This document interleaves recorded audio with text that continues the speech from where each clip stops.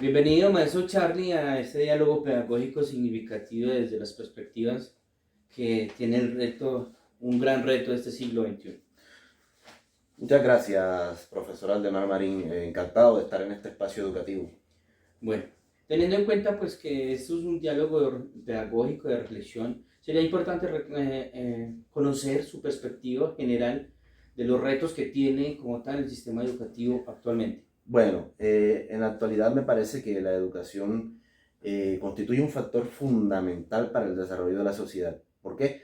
Porque es un factor de movilidad social o de movilización social, ya que estamos en un país, digamos, mal llamado tercermundista, donde la gente pues se dedica más que todo a sobrevivir. Entonces la educación sería como una herramienta para salir de esos entornos difíciles en los que por lo general se encuentran las personas en este país. Desde esa misma movilidad social que usted plantea, se deben tener en cuenta que un papel muy importante para esto son el que juegan los diferentes actores, los diferentes roles de estos actores. Entonces, en la educación del presente siglo, ¿cuáles o quiénes son los actores principales que intervienen en la educación de... Bueno, profe, actualmente tenemos que considerar que hay muchos actores, pero todos tienen un objetivo común, que es la formación de ciudadanos con conocimiento y con pensamiento crítico.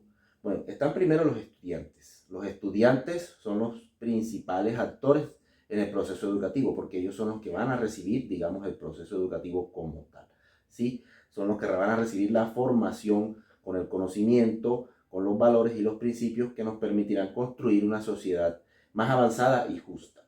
Después están los docentes, ¿sí? Los docentes, quienes tradicionalmente hemos sido considerados como transmisores netos del conocimiento, hoy en día tenemos un rol diferente, un papel diferente, que es el de ser el facilitador y el orientador de los estudiantes para su proceso educativo.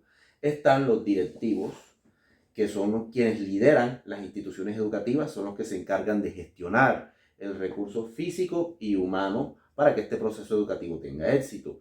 Están también la comunidad educativa externa o los padres de familia, quienes digamos son los primeros educadores de los estudiantes, porque son sus padres, son los que están a cargo de ellos y son los responsables de hacerle seguimiento a este proceso educativo y de generar las condiciones óptimas para que el proceso educativo tenga éxito.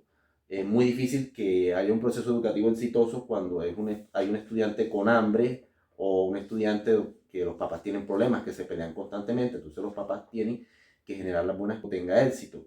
Es muy difícil que haya un proceso educativo exitoso cuando hay un estudiante con hambre o un estudiante que los papás tienen problemas, que se pelean constantemente, entonces los papás tienen que generar las buenas condiciones para este proceso. Y están los entes gubernamentales, quienes son los que se encargan, pues, digamos, del billete, por así decirlo, de asignar los recursos y de dirigir las políticas educativas a nivel nacional, municipal, departamental.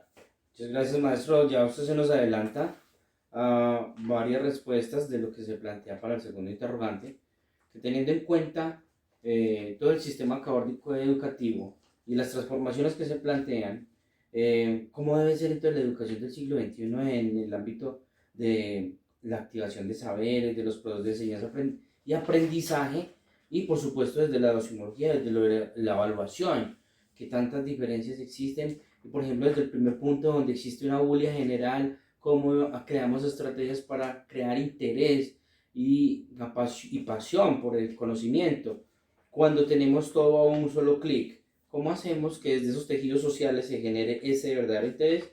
¿Y cómo llegamos a una evaluación asertiva para llegar a unos registros significativos? Bueno, profe, sí, lo que tú planteas es muy cierto. Se ha generado una apatía muy grande por parte de los estudiantes hacia el proceso educativo por diversos factores, sobre todo después de la cuarentena surgida en la pandemia, cuando los paradigmas educativos cambiaron, que se pasó de choque a una educación presencial a una educación virtual. Y tenemos que acostumbrarnos a esa educación virtual. Bueno, ¿cómo se activan los saberes? Tenemos que tener presente que los estudiantes no son un recipiente vacío al que le vamos a embutir información. No, los estudiantes vienen con unos presaberes desde su contexto, desde su entorno. Entonces, ¿qué hay que hacer? ¿Qué tenemos que hacer nosotros como docentes?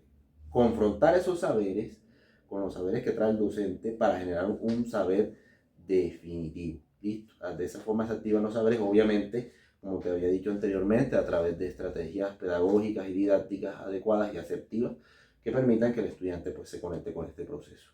¿Cómo debe ser el proceso de enseñanza y aprendizaje hoy en día? Pues debe de dejar de lado que el docente sea el protagonista, ya nosotros debemos de perder ese protagonismo. El protagonista, perdón, es el estudiante. El estudiante es el eje central de este proceso. El docente es un facilitador. Ahí apoyo lo que dice el gran maestro Julián de Subiría, que es un gran pedagogo, donde dice que este proceso debe ser dialogante. O sea, digamos que debe ser como una especie de diálogo, donde prime la dialéctica, donde el conocimiento se construya entre el docente y los estudiantes. El estudiante es el eje central de este proceso. El docente es un facilitador. Ahí apoyo lo que dice el gran maestro Julián de Subiría, que es un gran pedagogo, donde dice que este proceso debe ser dialogante. O sea, digamos que debe ser como una especie de diálogo, donde prime la dialéctica, donde el conocimiento se construya entre el docente y los estudiantes, donde haya, digamos, una educación colaborativa, donde el estudiante tenga contacto con el conocimiento, con los laboratorios, los talleres y sobre todo donde se usen las TICs. En cuanto a la evaluación, hay que dejar de lado esa evaluación punitiva, esa evaluación como un castigo, esa evaluación que asusta, atormenta, le genera ansiedad al estudiante. La evaluación debe ser formativa, como dice el Ministerio de Educación, debe ser continua. Cada aspecto de la personalidad del estudiante, si el estudiante muestra interés, cada actividad que el estudiante haga, todo debe ser evaluado. Y no digo que la prueba escrita deba ser eliminada, no, pero debe ser superada, debe ser un elemento más de ese proceso, para que de esa forma el docente pueda recopilar la información necesaria para saber en qué está fallando o qué parte de su estrategia no está siendo bien aplicada o cómo mejorar la estrategia pedagógica y así podamos tener un proceso educativo exitoso. A eso, Charles, muy claro todo, ya no nos resta sino darle los agradecimientos por esos significativos minutos. Muchas gracias a usted por esta oportunidad, maestro Aldemar.